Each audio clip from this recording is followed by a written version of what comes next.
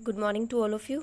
Last video में हमने पढ़ा था that what are exhaustible and inexhaustible natural resources, what are fossils and how they are produced. आज हम पढ़ेंगे कि पेट्रोलियम क्या होता है, how they are formed, what are natural gas and petrochemicals and what are their uses. So let's start with a new topic that is petroleum. Petroleum भी एक petroleum में बेसिकली हम पढ़ते क्या है, पेट्रोल। आप सबने पेट्रोल तो देखा होगा जो हम हमारे व्हीकल्स में यूज़ करते हैं, बाइक्स में यूज़ करते हैं, कार्स में यूज़ करते हैं। कैसा होता है वो? डार्क कलर का होता है, काफ़ी ज़्यादा थिक होता है, ऑयली सा लिक्विड होता है। अगर हम ग्रीक लैंग्वेज में बात करें तो पेट्रा मीन्स होता है रॉक्स और ओलियम मीन्स होता है ऑयल। तो पेट्रोलियम का मतलब क्या हुआ? ऑयल फ्रॉम रॉक्स, यानी कि रॉक से मिला हुआ ऑयल, उसको हम बोलते हैं पेट्रोलियम। अब ये जो पेट्रोलियम है इसकी फॉर्मेशन कैसे होती है, अब ये बनते कैसे हैं? तो फॉसिल फ्यूल्स कैसे बनते हैं कि जब डेड प्लांट्स या एनिमल्स का रिमेन्स रह जाता है, वो 1000 ईयर्स के लिए अर्थ में बरीड हो जाता है, तो अर्थ के हाई टेम्परेचर और प्रेशर की वजह से वो क्या है, कोल्स में कन्वर्ट हो जाते हैं। पेट्रोलियम कैसे बनता है? इसी सेम प्रोसेस से बनता है, लेकिन बनता है ये सी में, यानी कि समंदर में बनता है। अब बनेगा कैसे? सी में भी बहुत सारे एनिमल्स होते हैं और फिशेस हैं, उनके डेड रिमेन्स हैं, डेड बॉडीज़ होती हैं उनकी, प्लांट्स हैं उनकी डेड बॉडीज़ होती हैं, या कोई शिप सैंक कर जाए, अगर डूब जाए तो उसमें बहुत सारे, जैसे मान लो टाइटैनिक था तो बहुत सारे ह्यूमन बींग्स भी उसमें क्या है, डूब जाते हैं, उनकी डेथ हो जाती है, तो उनकी डेड बॉडीज़ क्या है, नीचे बरीड हो जाती है।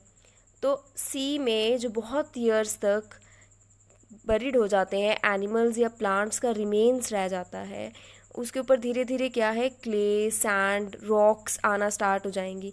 तो वो रॉक्स धीरे धीरे वो नीचे जाता जाएगा और अल्टीमेटली 1000 ऑफ ईयर्स, काफ़ी ज़्यादा मिलियन ऑफ ईयर्स के बाद वो पेट्रोल में चेंज हो जाता है। पेट्रोल में कैसे चेंज होगा कि अंदर क्या है, जैसे जैसे वो नीचे नीचे दबते जाएंगे, ऊपर ऊपर बहुत ज़्यादा मिट्टी आ जाएगी या बहुत ज़्यादा रॉक्स आ जाएंगे, पत्थर उसके ऊपर डिपॉजिट होते रहेंगे, तो वो नीचे नीचे दबता हुआ हमारी जो अर्थ का टेम्परेचर है वो अंडर द अर्थ बहुत ज़्यादा हाई होता है। उस हाई टेम्परेचर और प्रेशर की वजह से वो पेट्रोलियम में कन्वर्ट हो जाते हैं।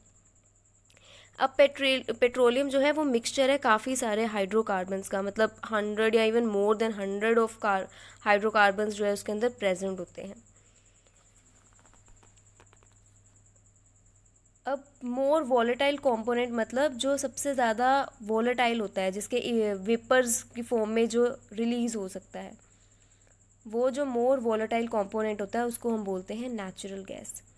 अब पेट्रोल ठीक है समंदर में बनता है, लेकिन वो पेट्रोल को हम यूज़ भी तो करते हैं, तो उस पेट्रोल को हम निकालते कैसे हैं डीप अंडर द अर्थ से?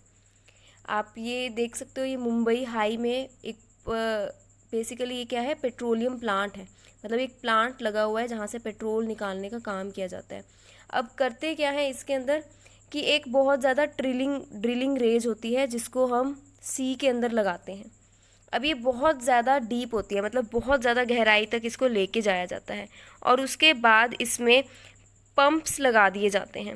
वो पंप क्या करते हैं, इसको जैसे ही वो मिल गया, पेट्रोल मिल गया नीचे, जैसे जैसे ये ड्रिलिंग रिग है, ये जितना डीप अंडर द सी जाएगी, जैसे पेट्रोल हाथ में आता है तो पंप्स लगे होते हैं, वो पंप्स क्या करते हैं, पेट्रोल को ऊपर खींचने का काम करते हैं, और इस तरह से जो पेट्रोलियम होता है उसको ऑब्टेन किया जाता है फ्रॉम सी।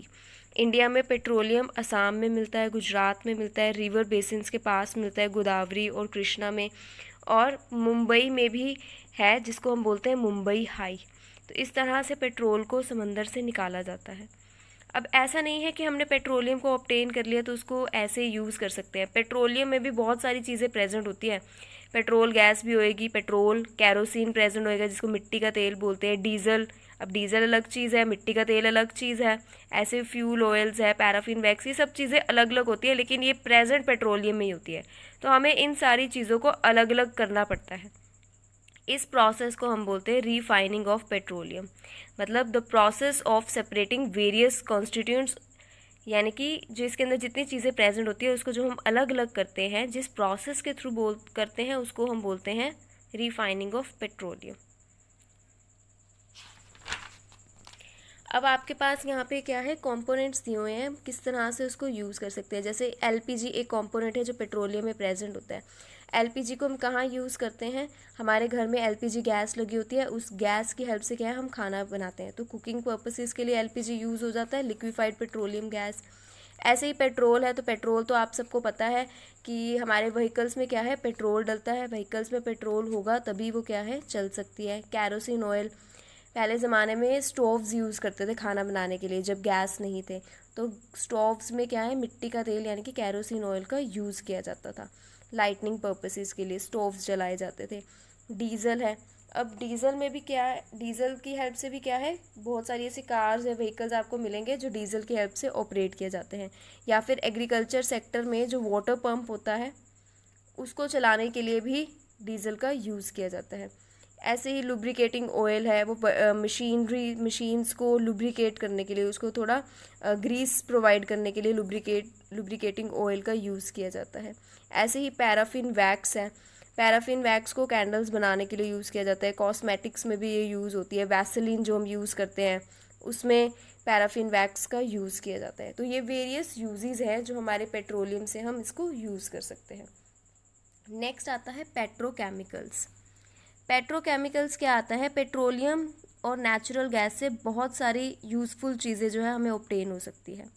मतलब ये जो पेट्रोकेमिकल्स होते हैं, पेट्रोलियम होता है, नेचुरल गैस है, ये बहुत सारी चीज़ें बनाने के लिए यूज़ होती है। जैसे रबड़ बनाने के लिए, मेडिसिन में इसका यूज़ किया जाता है, डाई बनाने के लिए यूज़ होती है सिंथेटिक रबड़, परफ्यूम्स में इसका यूज़ होता है, इवन एक्सप्लोजिव जो गोलियाँ होती हैं उसको बनाने के लिए भी इसका क्या है यूज़ किया जाता है। अब पढ़ते हैं natural gas. Natural gas obtain करने के भी बहुत से यूजेस होते हैं।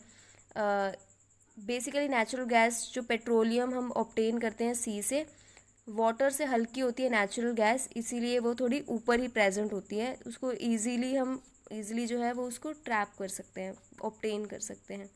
अब नेचुरल गैस इंडिया में मिलती कहाँ है, त्रिपुरा, राजस्थान, महाराष्ट्र, कृष्णा गोदावरी डेल्टा है जो वहाँ पे बहुत रिच अमाउंट में नेचुरल गैस जो है वो ऑब्टेन हो जाती है। यूजेस क्या है नेचुरल गैस के, नेचुरल गैस जो है वो बेसिकली सीएनजी की फॉर्म में यूज़ की जाती है। आप अगर दिल्ली आपने ट्रैवल किया हो तो दिल्ली में क्या है बहुत सारे ऐसे व्हीकल्स होते हैं जो सीएनजी पे चलते हैं। वो सीएनजी क्या है, कॉम्प्रेस्ड नेचुरल गैस।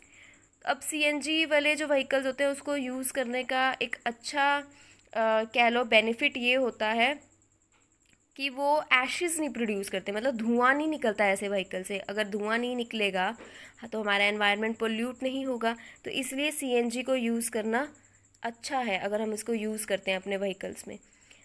और हम क्या यूज़ कर सकते हैं, काफ़ी सारे फर्टिलाइज़र्स और केमिकल्स बनाने के लिए इसका यूज़ किया जाता है। इलेक्ट्रिसिटी बनाने के लिए भी इसका यूज़ किया जाता है। और क्या है, सीएनजी को हम डायरेक्टली जो पाइपलाइंस होती हैं, अंडरग्राउंड पाइपलाइंस की हेल्प से जहाँ पर ये बनती है सीएनजी, वहाँ से डायरेक्ट उस जगह पे पहुँचा सकते हैं जहाँ पे हमें इसका यूज़ करना है। और रबर इंडस्ट्री में यूज़ किया जाता है नेचुरल गैस को। वेरियस यूजेस हैं नेचुरल गैसेस के, इसीलिए ये जो सीएनजी है इसको हम कोशिश कर रहे हैं कि ऑलमोस्ट हर व्हीकल में यूज़ कर सके, ताकि जितना हो सके हम हमारे एनवायरनमेंट को सेव कर सकें। This is it, thank you so much.